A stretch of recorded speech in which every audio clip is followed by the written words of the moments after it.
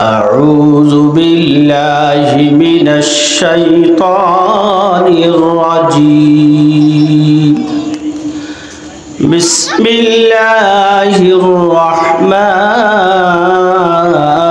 الرحيم يا أيها الذين آمنوا قوا أنفسكم وأهليكم نارا وقال تعالى في موضع آخر إما يبلغن عندك الكبر أحدهما أو كلاهما فلا تقل لهما أف ولا تنهرهما وقل لهما قولا كريما وقال رسول الله صلى الله عليه وسلم كل مولود يولد على الفطرة فأباه يهودانه أو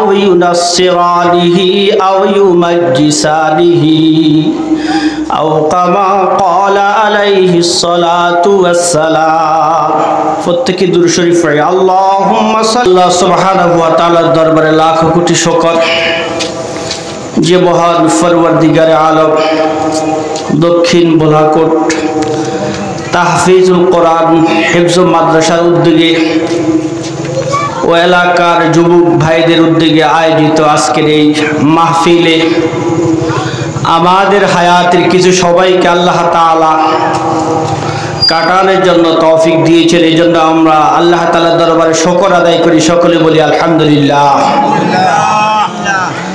কালামে হাকিমের দু জায়গা থেকে দুইটি আয়াতে কারিমার অংশ বিশেষ তেলাওয়াত করা হয়েছে। রাসূলুল্লাহ সাল্লাল্লাহু আলাইহি সাল্লামের অগণিত অসংখ্য হাদিস থেকে একখানা হাদিস শরীফ পাঠ করা হয়েছে। আল্লাহ তাআলা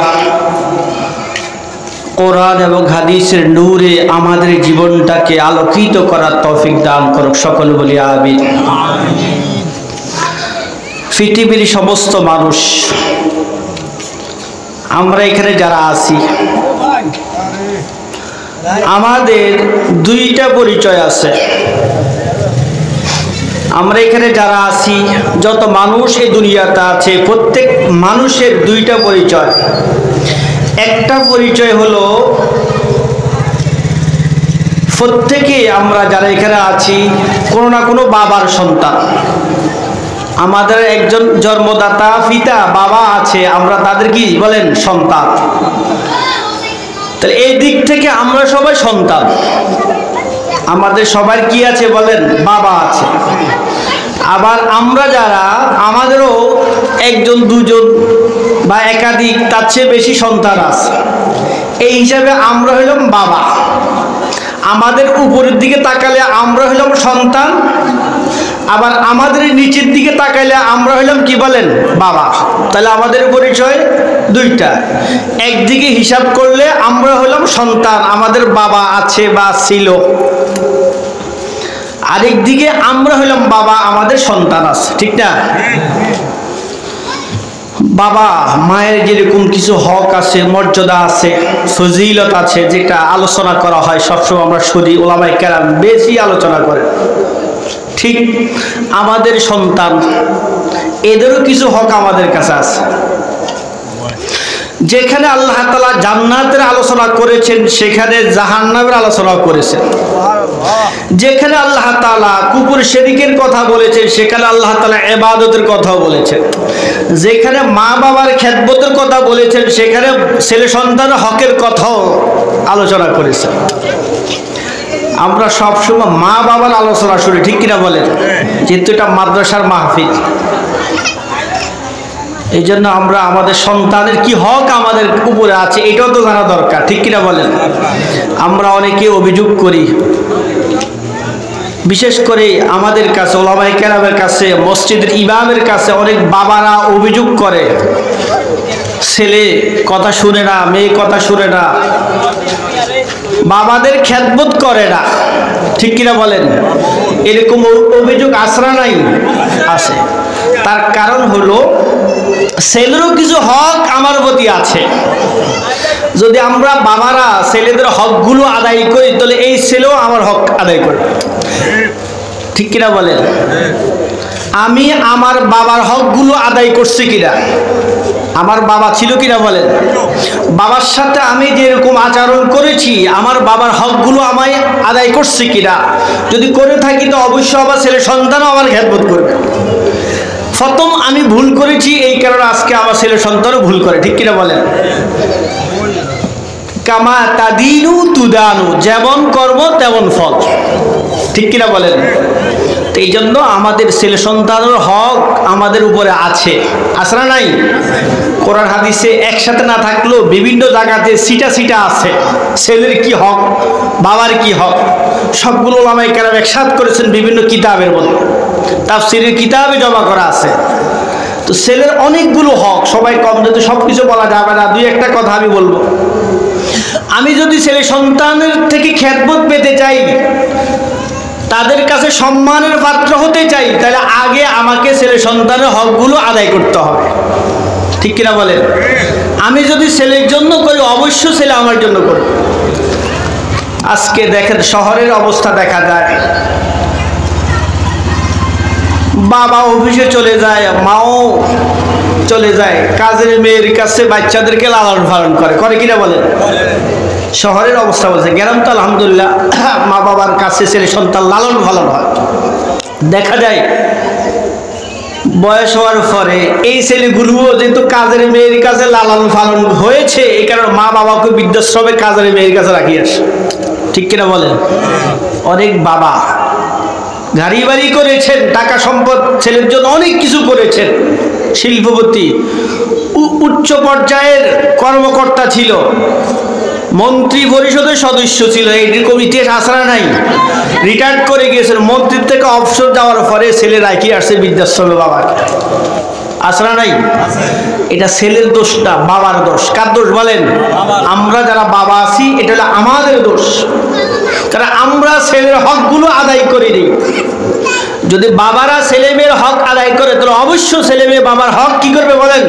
আদায়। আগেকার হক দেখেন, এই দোয়াটা আপনারা সবাই জানেন, রাব্বির হামহুমা কামা রাব্বায়ানি সাগীরা। এই দোয়াটা জানেননি সবাই? এটা তো আমরা সবাই জানি, মশহুর দোয়া, রাব্বির হামহুমা কামা রাব্বায়ানি সাগীরা। এই দোয়াটা ছেলে করে বাবার জন্য। কে করে বলেন? ছেলে করে মা বাবার জন্য। কখন করে বলেন? মা বাবা মারা গেলে। মা বাবাও ছেলে সন্তানের জন্য দোয়া করতে হয়, লাগে কিনা বলেন? মা বাবাও ছেলে সন্তানের জন্য দোয়া করতে হয়। দোয়া আছে না নাই? আছে। মা বাবারও কি আছে বলেন? দোয়া আছে। কোটি কোটি টাকার মালিক, এমন অনেক লোক আছে তার কোনো সন্তান নাই, বাবা বললে ওলা কেউ নাই, বাবার ডাক সে শুনতে পারে না, আছে না নাই বলেন? হ্যাঁ আছে। তা আল্লাহ তাআলা যে আমাকে সন্তান দিয়েছেন, আওলাদ দিয়েছেন, এটা আল্লাহ তাআলার নেয়ামত কিনা বলেন? নেয়ামত।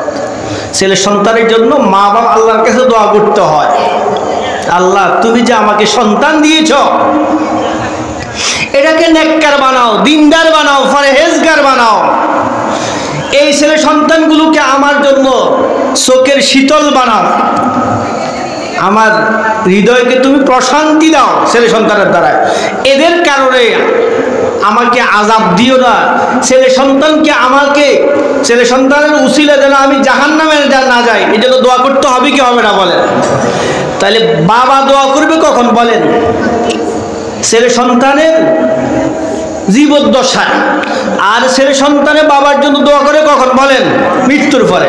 তাহলে বোঝা গেল ছেলে সন্তানের হকটা কি আগে, বাবার হক কি বলেন? ঠিক কিনা বলেন? ছেলে সন্তানের হকটা হইল আগে, বাবার হক কি পরে। আমি যদি ছেলে সন্তানের হক আদায় করি, অবশ্য ছেলে সন্তান আমার হকগুলো আমার প্রতি খেয়াল করব, কেয়ারফুল হবে। আর আমি যদি তাদের প্রতি অবহেলা করি, তার হকগুলো অধিকারগুলো খর্ব করি, তাহলে এই ছেলে সন্তান বড় হওয়ার পরও আমার হক আমার অধিকার খর্ব করবে, নষ্ট করবে। ছেলে সন্তানের যে হকগুলো আছে, হকগুলোর মধ্যে সর্বপ্রথম হক হলো, যদি নেককার ছেলে সন্তানকে আমরা পেতে চাই, তাহলে ছেলে সন্তানের জন্য একজন দিনদার মা ব্যবস্থা করা। ঠিক কিনা বলেন? মা যদি ফ্যাক্টরি না, মা যদি ভালো হয়, ছেলে সন্তান কি হবে বলেন? ভালো হবে। আজকে তো যখন আমরা বিবাহ শাদী করি, ছেলে সন্তানকে করাই, আত্মীয় স্বজন কি বিয়ে শাদী করাই, তখন কি করি বলেন? সুন্দর টোকায়। কি টোকায় বলেন? সুন্দর টোকায়। টাকা পয়সা মাল আসেনি, মাল টোকায়। বড় লোক কিনা, গাড়ি বাড়ির মালিক কিনা, কিছু পাওয়া যাবে কিনা, ঠিক না? এগুলো তালাশ করে ছেলে সন্তানকে বিবাহ শাদী করানো হয়, দিনদার তালাশ করে না। ঠিক কিনা বলেন? হাদিসে রাসূল বলেন, তুনকাহুল মারআতু লিআরবাইন, লিমালিহা ওয়ালি হাসাবিহা ওয়ালি জামালিহা ওয়ালি দীনিহা ফাসফার বিজাতিদ্দীন। তোমরা যখন বিবাহ করাবে, ছেলে সন্তানকে যখন বিবাহ করাবে, আপনজনকে যখন বিবাহ করাবে, তখন মেয়ের মধ্যে 4টা বিষয়কে দেখো। কয় বিষয় বলেন? 4 বিষয়। 1 নম্বর, লিমালিহা, তোমরা যেটা চাও, রাসূল বলে সমস্যা নাই, চাও। দেখো মেয়ের ফ্যামিলির বাবার পারিবারিক স্ট্যাটাস কেমন আছে, টাকা পয়সা কেমন আছে, দেখো, সমস্যা নাই। টাকা পয়সা যদি থাকে ভালো কথা, সমস্যা নাই, দেখো, দেখতে পারো, কোনো অসুবিধা নাই। টাকা দেখো, কারণ টাকা পয়সা না থাকলেও অনেক ক্ষেত্রে মানুষ ইমান হারা হয়, ইসলাম হারা হয়। ঠিক কিনা বলেন? বেঈমান নাস্তিক হয়ে যায়। তো এই জন্য টাকা পয়সা দেখতে পারো, নিষেধ না। 1 নম্বর, টাকা পয়সা দেখো। 2 নম্বর, ওয়ালি হাসাবিহা, যেটা আগে রেওয়ায়েত করা হতো, বংশ দেখা হতো, কোন বংশের মেয়ে, কোন বংশের ছেলে। ঠিক কিনা বলেন? বংশকে আগে কেয়ার করা হতো, খেয়াল করা হতো। এখন আর বংশ দেখে না, মাল দেখে। কি দেখে? রাসূল বলেন বংশ দেখো। 3 নম্বর, রাসূল বলেন ওয়ালি জামালিহা, সৌন্দর্য দেখতে পারো, সমস্যা নাই। মাল দেখেছো, টাকা পয়সা আছে, সমস্যা নাই। বংশ দেখো, তাও সমস্যা নাই। সৌন্দর্য দেখো, তাও সমস্যা নাই। 3টাকে দেখো, সমস্যা নাই। 4 নম্বর, রাসূল বলেন ওয়ালি দীনিহা, দেখো মহিলার ভিতরে দিনদারিয়ত আছে কিনা। ফাসফার বিজাতিদ্দীন, এমন একটা পাত্রীর সন্ধান পেয়েছ যেখানে হয়তো টাকা নাই, হয়তো বংশ নাই, একটা আছে আরেকটা নাই, হয়তো সৌন্দর্য আছে অথবা সৌন্দর্য নাই, তবে মেয়েটার মধ্যে দিনদারিয়ত আছে। কি আছে বলেন? দিনদারিয়ত আছে। ফাসফার বিজাতিদ্দীন, তুমি এটাকেই প্রাধান্য দাও। তারিবা তিয়াদা, যদি তুমি দিনদারিয়তটাকে প্রাধান্য না দাও, তাইলে যেন তুমি ধুলায় দূষিত হলে, তার মানে তুমি ফোড়া কপাল হলে, তোমার ঘরে অশান্তি শুরু হয়ে গেল। অশান্তির কারণ হইল, ছেলের জন্য প্রথম হক হইল কি বলেন? একজন দিনদার মায়ের ব্যবস্থা করা। কি করা বলেন? মা যেমন হবে, ছেলে সন্তানও তেমন হবে। আজকে দেখা যায় গর্ভবতী মায়েরা, হামেলা মহিলারা যখন গর্ভের মধ্যে সন্তান থাকে, দেখা যায় গর্ভ অবস্থায় আছে আর মোবাইল লয়ে আছে। ঠিক কিনা বলেন?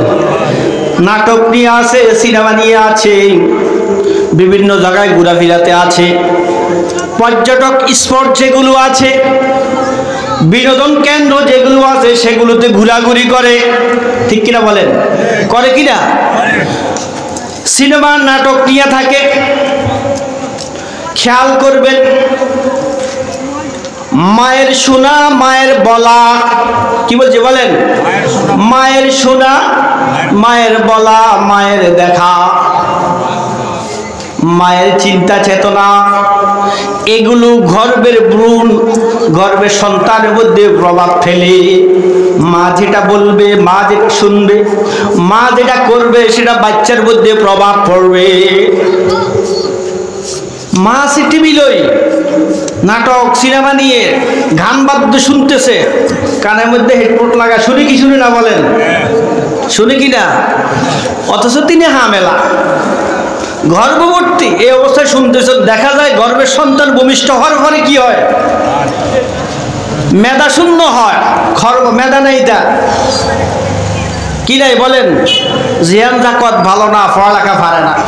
ছেলেরাও গর্ভের থেকে বের হয়ে গান বাদ্যুর ভিজে লাগে যায়, পড়ালেখার ভিজে তাকে মনোযোগ দেওয়া যায় না। তার কারণ কি বলেন?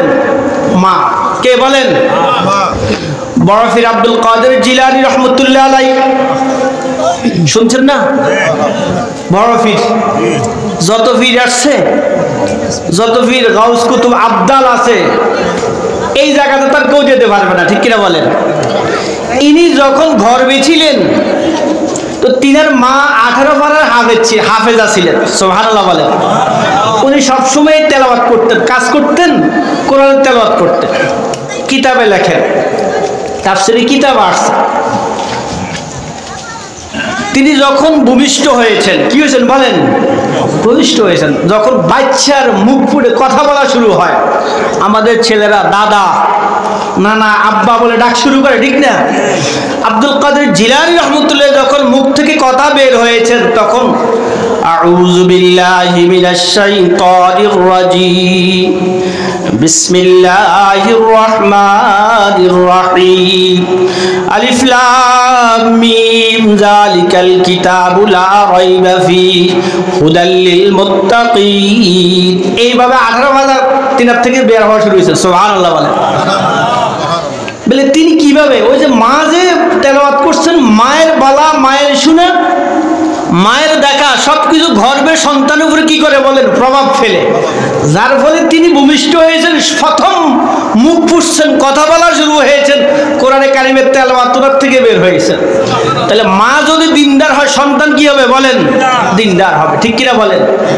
এখন আমাদের মায়েদের হালত আমাদের জানা আছে না নাই? মাদ্রাসা নিয়ে আসে সন্তানদেরকে, হুজুর পড়ায় না, এই করি সেই করি, মারতেছি, আঘাত করতেছি, কোনো রকমের কাজ হয় না। মূলত ভুল আমরা বাবারা করেছি, ঠিক কিনা বলেন? কে ভুল করছে বলেন? তাহলে প্রথম হলো ছেলের জন্য একজন মা নির্বাচন করা, দিনদার মা লাগবে, ঠিক কিনা বলেন? জন্মের পরে ছেলের কানের মধ্যে আজান একামত দিতে হয়, হয় কিনা বলেন? এটা ছেলের হক। ছেলে সন্তান কি বলেন? আজকে তো 70% বাচ্চা সিজারে হয়। হাসপাতালে কি আজান একামতের ব্যবস্থা আছে বলেন? আজ যখন জানাজা হয় আমাদের আজান একামত আসেনি, নাই। কেন নাই? যখন আমরা ভূমিষ্ঠ হয়েছিলাম তখন আমাদের আজান একামত হয়ে গিয়েছে, বাকি আছে জমাতের, ঠিক কিনা বলেন? মসজিদে আজান একামত দেওয়া হয় জমাত দ্বারা। যখন ছেলে সন্তান ভূমিষ্ঠ হয় তখন আজান একামত হয়ে যায়, আর তার শেষ হয় জানাজার মাধ্যমে। তাহলে আজান একামত হয়েছে, আপনি হাসপাতালে সিজার করেছেন, বাবা আপনি, মা আপনি, আপনার ছেলে সন্তানের কি নাই? আজান একামত নাই কানের ভিতরে, আজান নাই। 70% বাচ্চা সেখানে হয়, 2-1টা হয়। আমিও মাঝে মাঝে হাসপাতালে গিয়েছি, তো দেখছি যখন নবজাতক শিশু অনেকের হুজুর একটু আজান দিয়ে দেন, অনেকে আবার টাকাও হাদিয়া দেয় আজান দিলে। আমাকেও কয়েকবার টাকা দিয়েছে, একটু আজান দিয়ে দেন। আলহামদুলিল্লাহ, যারা দিনদার তারাই ব্যবস্থা করে। তাহলে এইটা ছেলে সন্তানের হক, আজান দেওয়া। যদি এই ছেলে সন্তানকে আপনি জন্মের পরে আজান না দেন, তাহলে আজান একমত ছায়া তার জানাজা হলো, ঠিক কিনা বলেন? তাহলে তার যে একটা হক নষ্ট করছেন আপনি বাবা করেছেন, ঠিক কিনা বলেন? এটা তার হক। তো এই ছেলে সন্তান আপনার কথা কিভাবে শুনবে? জন্মের পরেই তো তার কানের মধ্যে আল্লাহর কথা বলার, শোনার, আল্লাহর নাম তার কানের মধ্যে উচ্চারণ করার দরকার ছিল। এটা আমি হক নষ্ট করলাম, তাহলে সে আমার হক কিভাবে আদায় করবে? এরকম অনেকগুলো হক আছে। ছেলে সন্তানের 14টা হক আছে। কয়টা বলেন? বাবারও 14টা হক আছে ছেলে সন্তানের উপরে। তো এই জন্য আমরা বাবারা 2টা আলোচনা করেছি, এগুলো খেয়াল করব। প্রথমত আমরা দিনদার মা দেখব, আর জন্মের পরে কি করবো বলেন? ডাইন কানে আজান, বাম কানে কি একামতের আলফাজগুলোকে শোনাবো, সুন্দর একটা ইসলামিক নাম রাখবো, আকিকা করব। কি করব বলেন? যখন কথা বলা শুরু হয় তখন আল্লাহর পরিচয় দেওয়া। কি দেওয়া বলেন? আল্লাহর নাম শিখানো। আমরা তো দাদা শিখাই, দাদা দাদা, নানা নানা, ঠিক নেই? দাদা মানে আমি চলে আসছি, তোমার ফ্লাইট শেষ, চলে যাও দেশ থেকে, তোমরা বেঁচে থাকার দরকার নাই। দাদারা খুশি, দাদা দাদা বলতেছেন। আসলে আপনার শিখানোর দরকার ছিল আল্লাহর নাম, জিকির শিখানোর দরকার ছিল, ঠিক কিনা বলেন? যখন 7-8 বছর হয়েছে তখন তাকে আস্তে আস্তে আপনি ইমানের তালকিন দেওয়া দরকার ছিল, ইমানের পরিচয় দেওয়া, আল্লাহর বড়ত্বের কথা বলা দরকার ছিল। মোবাইল দিয়ে ভাত খাওয়ার, নাটক দেখান, সিনেমা দেখান, তো সে আস্তে আস্তে দিন হারা হচ্ছে। সে আপনার অধিকার, আপনার দায়িত্ব, কর্তব্য, আপনার হক সে কীভাবে আদায় করবে, ঠিক না? এই জন্য আমরা এগুলো খেয়াল করবো। আল্লাহ তাআলা আমাদেরকে এই কথাগুলো বুঝার এবং আমল করার তৌফিক দান করুক।